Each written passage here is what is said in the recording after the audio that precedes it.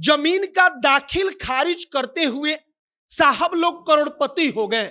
यह बात आम आदमी भी कहता है। आम आदमी भी कहता है कि एक एक जमीन के दाखिल खारिज में साहब लोग लाखों लाखों का तो ऊपरवार कमाई करते हैं, मतलब कि रिश्वत कमाते हैं।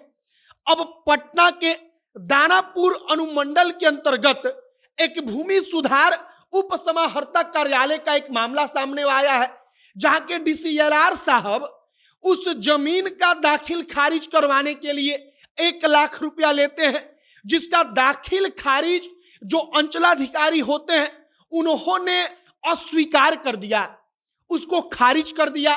लेकिन पटना के डीएम जो है उनके पास तक बात पहुंच गई। पटना के डीएम ने अपने सिपाहियों को भेज दिया, कहा कि जाओ जाकर 1 लाख रुपया उसने घूस लिया है उसको भी पकड़ो और रंगे हाथ उस डीसीएलआर को पकड़ लो। अब डीसीएलआर साहब 1 लाख रुपया लेकर अपने ऑपरेटर के अलमारी में उसको रखवाते हैं और उसके बाद रंगे हाथों पकड़ लिए गए।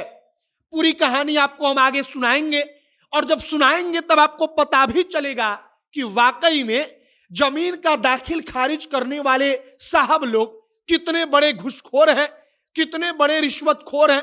बाकी नमस्कार, मेरा नाम है मोहित कुमार सिंह और आप जनता जंक्शन देख रहे हैं।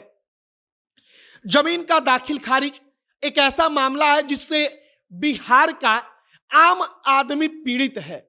जमीन से जुड़ा हुआ मामला हो तो आम आदमी को लगता है कि जितना का जमीन नहीं उतना का रिश्वत देना पड़ेगा, और सब कुछ होता है इसी प्रकार के रिश्वतखोर साहब लोगों के कारण।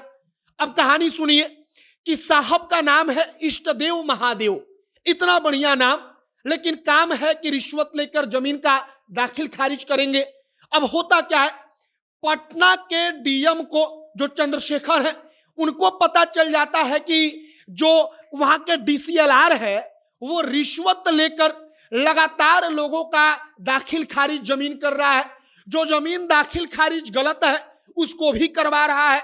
और तब डीएम साहब के आदेश पर वहां पर जाकर छापा मारने के लिए एक टीम जाती है। जब वहां पर टीम पहुंचती है तो छापा मारा जाता है, छानबीन शुरू की जाती है कि घूस लिया होगा अगर साहब ने तो कहीं ना कहीं तो रखा होगा। उनके अलमारी से 1 भी रुपया नहीं मिलता। इसके बाद वहां पर एक ऑपरेटर है, उस ऑपरेटर का अलमारी जब खोला गया तो उसके अलमारी से 1 लाख रुपया मिला। ऑपरेटर का हाथ पांव फूल गया। वहां पर पूछा गया कि 1 लाख रुपया लेकर तुम ऑफिस में क्यों आए, 1 लाख रुपया ऑफिस की अलमारी में तुमने क्यों रखा। ऑपरेटर ने हाथ जोड़कर कहा कि डीसीएलआर साहब ने कहा था कि लेकर रख लो तो हम लेकर रख लिए। मतलब कि साहब खुद से रिश्वत नहीं लेते थे, अपने एक आदमी को आगे करके रिश्वत उसके द्वारा अपने पास तक मंगाते थे जिससे कि वो पकड़े ना जाएं। अब पूरा का पूरा मामला कहा जा रहा है कि एक मठ के जमीन का है। उस मठ के जमीन का दाखिल खारिज जो है उसमें कोई गड़बड़ी थी, इसके कारण नहीं किया जा रहा था। कोई विवाद होगा जो भी हो, लेकिन अंचलाधिकारी ने उस दाखिल खारिज को खारिज कर दिया था, रिजेक्ट कर दिया था, अस्वीकार कर दिया था। इसके बाद एक और जो अधिकारी होते हैं उन्होंने भी उसको स्वीकार नहीं किया।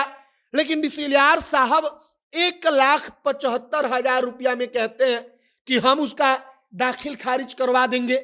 जिसको दाखिल खारिज करवाना होता है वो आदमी कहता है कि 1,75,000 थोड़ा ज्यादा है। बातचीत होते होते मामला 1 लाख पर आकर सलट जाता है। वो आदमी 1 लाख रुपया लेकर साहब के पास जाता है, उनको 1 लाख रुपया देता है और उसके जमीन का अब दाखिल खारिज किया जाना था। लेकिन पटना के डीएम के पास लगातार शिकायत मिल रही थी और उसी वक्त पर रंगे हाथों पकड़ने के लिए डीएम साहब ने अपनी टीम को भेज दिया। वहां पर टीम गई और छापा मारकर साहब का पूरा काला करतूत वहां पर पकड़ लेती है और इसके बाद साहब के ऊपर अब आगे की कार्रवाई चल रही है। फिलहाल जमीन का दाखिल खारिज का मामला जो है वो पूरे बिहार के लिए सरदर्द बना हुआ है, आम आदमी के लिए, कि आप कहीं भी जाइए जमीन का मामला लेकर पहले वहां पर चाहे कोई भी अधिकारी हो, क्लर्क हो, ऑपरेटर हो, वो पैसा का ही बात करता है और यह बात हर आम आदमी बोल रहा है। फिलहाल अब जो कार्रवाई हुई है उम्मीद करते हैं कि ऐसे ही कार्रवाई अन्य घूसखोरों पर होगी, अन्य घूसखोर साहबों पर होगी और साहब लोगों के मन में डर भी बैठेगा। आपकी क्या प्रतिक्रिया है कमेंट बॉक्स में लिखकर बताइएगा। इस वीडियो को वहीं पर समाप्त करते हैं। कैमरे से विशाल खड़े हैं और मैं मोहित कुमार सिंह। बहुत बहुत धन्यवाद।